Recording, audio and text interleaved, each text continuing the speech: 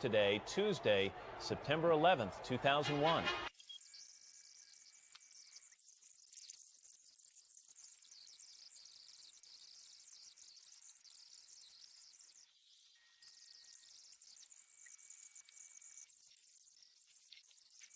Let's see, okay? Let's take a look, kids. We've got Hurricane Erin. It winds at 90 miles per hour, 430 miles east-southeast of Atlantic City. It's moving north. Look for riptides and heavy swells along the northeastern Atlantic coast. Tropical Depression number 7 could be Felix, 35-mile-per-hour winds, 890 miles east of the Leeward Islands, moving west-northwest, so we're keeping an eye on that. And there's a low-pressure system off the coast of Florida that may become a tropical system as well. So a lot of activity in the Atlantic today. That's what's going on around the country. Here's what's happening in your neck of the woods. Well, we have had a cool, refreshing change overnight. Good morning. I'm meteorologist Tom Curine. Temperature here at Northwest down to 63 in the suburbs. It has dipped down into the 50s this morning. The afternoon high should make it into the low 80s. It'll be a bit breezy today, but comfortably dry and bright sunshine. Another chilly evening. In fact, widespread 50s coming by dawn tomorrow. During the day tomorrow afternoon, it should be up in the upper 70s. Then Thursday evening, there's a chance of a passing shower. Otherwise, we have dry weather and cooler weather into the weekend. That's your latest weather. Now here's Matt.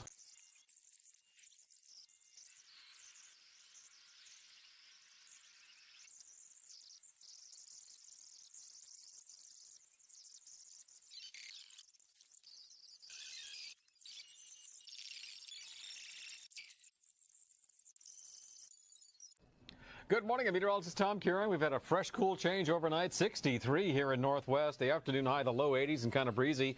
More cool fall-like weather starting from today all the way into the weekend. In fact, afternoon highs Friday, Saturday, and Sunday just near 70 degrees. Now let's check on that traffic. Jerry, how's it going this Tuesday morning?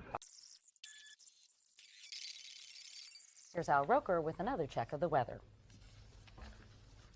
Today's weather is brought to you by the New York Times. Expect the world. Good morning, everybody, and we've got some ladies who asked the question, do you know the way to San Jose? I'm guessing you're from San Jose? We're sisters celebrating our birthdays. What birthday? Okay, never mind.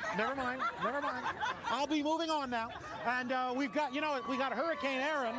This is Erin right here. This is Erin? Yes. Celebrating her daddy's birthday. Oh, my gosh. And what's your name? This is Maggie. My golly, how old are they? They're 20 months. Oh, thanks for bringing them down. Where are you guys from? New Jersey. Okay, you guys answer everything together. That's great. It's a trained act. I like it. Let's check your weather, see what's happening. And Florida downpours. We've got flood watches for southwestern and southern Florida. Some areas picking up 7 inches of rain.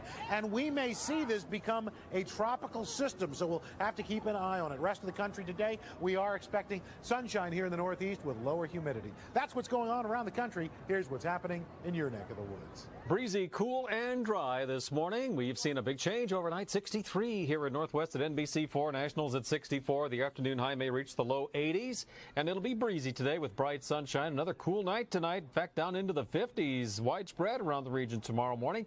And then Wednesday afternoon, the upper 70s, bright and sunny. Thursday evening, slight chance of a passing shower. And after that, we'll have some cooler temperatures with more dry weather on Friday, Saturday, and Sunday with afternoon highs each day just near 70. And we got five sisters from 4 states. And you're going to Europe? All right, have a safe trip. Now let's head back inside the kingdom. All right, Al, thank you very much. It's 7:32.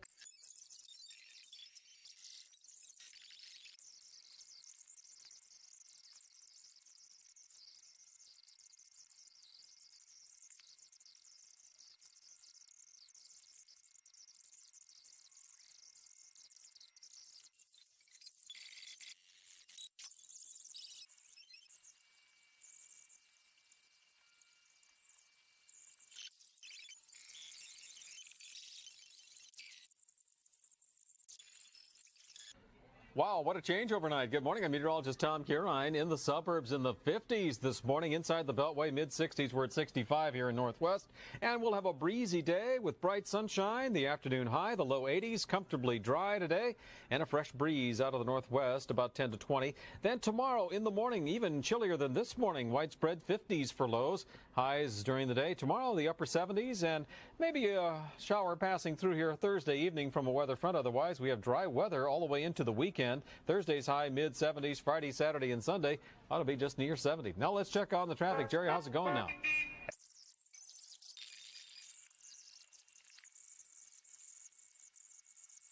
It is now 8:04, and time for the weather and Al.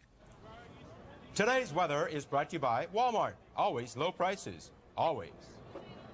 Beautiful morning here in the Northeast. Let's check the rest of your weather, show you what's going on for today. And you'll see that we've got clear skies throughout much of the country, some showers in the northern plains, some wet weather down in Florida where they'll be picking up as much as 7 inches of rain in parts of central and southern Florida. Partly cloudy skies in the Pacific Northwest. The heat continues in the desert Southwest, 106 in Phoenix. That's what's going on around the country. Here's what's happening in your neck of the woods. 65 cool, dry degrees here in Northwest Washington. Good morning. I'm meteorologist Tom Curine. A wonderful change overnight, and a fresh, cool air mass going to be with us here for the next several days. And we will have the afternoon high reach just the low 80s today with comfortably dry weather. The breeze is out of the northwest about 10 to 20 miles an hour. Then tonight, a really chilly evening down into the 50s. And we'll see the afternoon high tomorrow just the upper 70s with bright sunshine. Thursday evening, slight chance of a passing shower. Otherwise, we'll have some cool, dry weather all the way into the weekend. 54th anniversary. What's your names? Richard and Phyllis. All right, you were here in New York City on your honeymoon. We got married in '47 in Illinois, but you came here for your honeymoon. All right, that's what's up. Thank you very much, sir. Happy anniversary. Now let's go back inside the kingdom. All right, Al, thank you very much.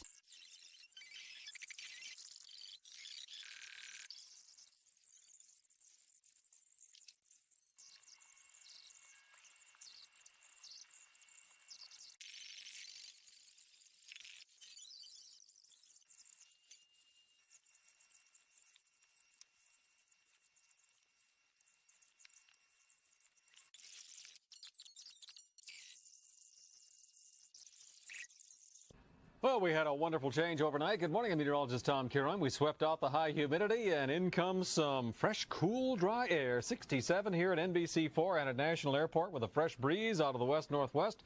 And it'll be gusting today 10 to 20 miles an hour with bright sunshine, highs reaching the low 80s. Tomorrow, bright and sunny after a chilly start in the 50s, should reach the upper 70s. And then Thursday evening, there's a slight chance of a passing shower. Otherwise, we've got dry weather into the weekend with Friday, Saturday, and Sunday's highs just near 70. Now let's check on that traffic. Jerry Edwards, how's it going this morning?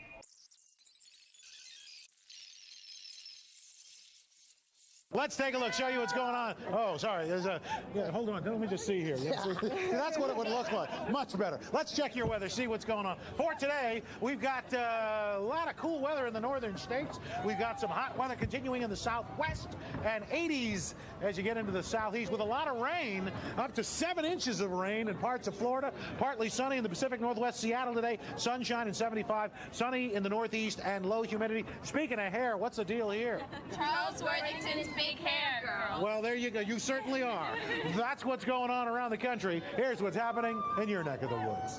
Well, we've had a fresh, cool, dry air mass move in overnight. Good morning. I'm meteorologist Tom Curine. We're up to 67 degrees here in Northwest and comfortably dry with a nice breeze coming in about 5 to 10 this morning. It may get a little gusty this afternoon, maybe 10 to 20 miles an hour with bright sunshine, highs reaching the low 80s. And we've got a cool evening on tap tonight. Ought to be widespread 50s for lows. And during the day tomorrow, the upper 70s for highs. Then Thursday, partly sunny. Could have a passing shower Thursday evening. Otherwise, dry weather all the way into the weekend. Let's head down to Washington. Hey, Weller, look who's here. Mr. Peanut. I love Mr. Peanut. Mr. Peanut is here.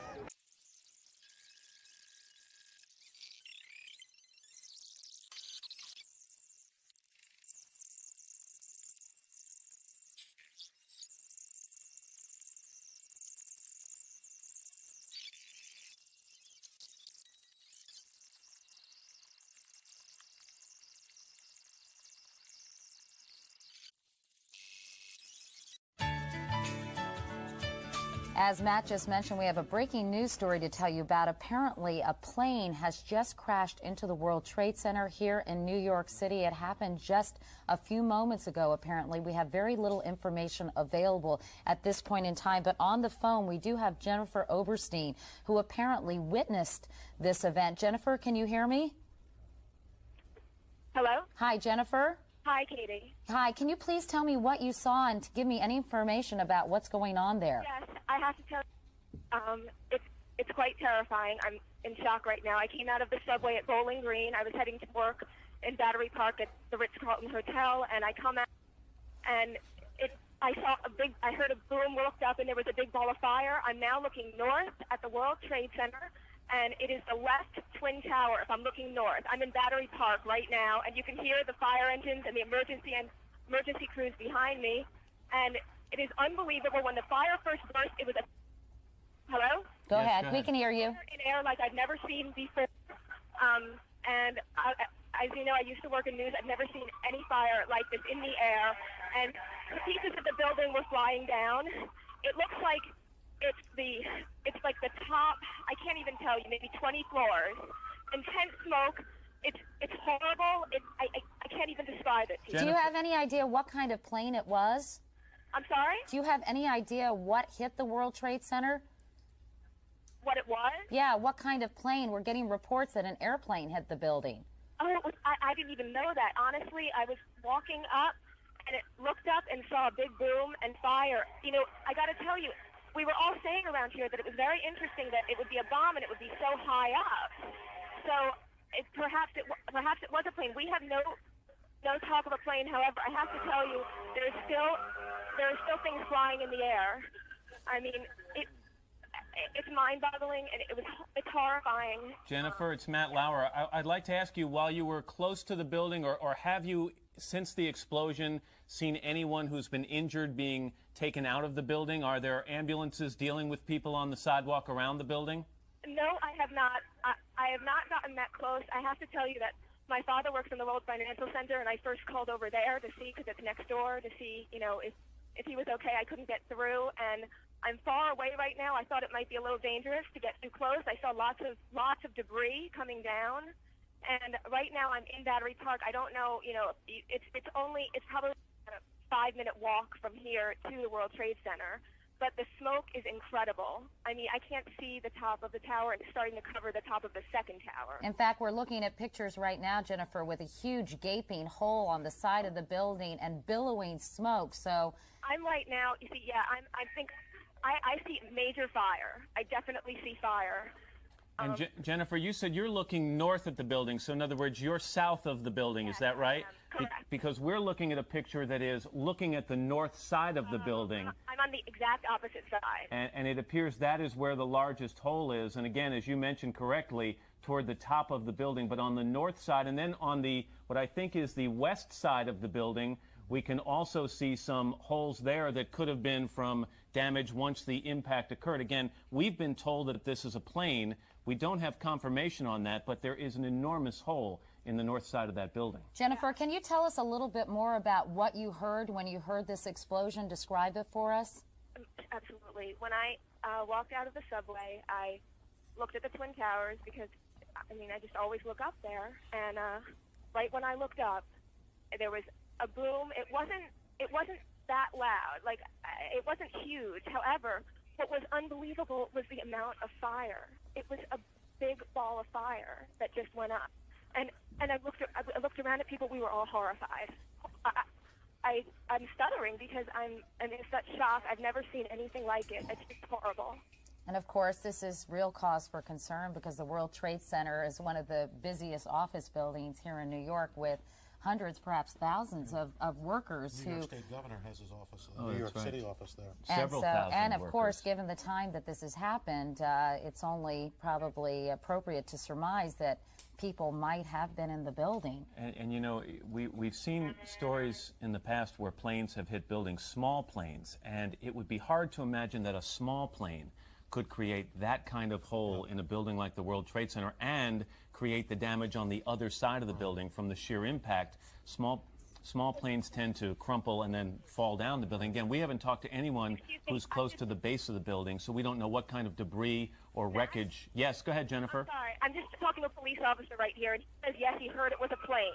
Does he have any information about what kind of plane it was, or can he tell us any more details? May I? I'm going to put you on hold for one moment, okay?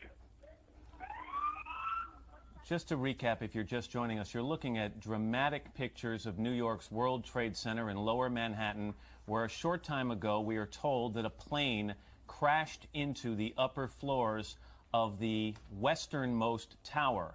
You can see a gaping hole. That is on the north side of the building, and you can see residual damage on the west side of that building, and obviously fires are burning right now in the World Trade Center.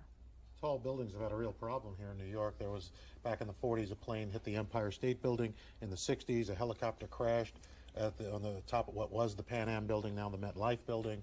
So right now we're getting information, Al, that it was a small commuter plane, and of course we'll let people know as soon as we have more information as to what actually caused this, and of course on everybody's mind who might have been hurt as a result of this terrible, terrible incident. We're going to be talking to more eyewitnesses coming up in just a few minutes.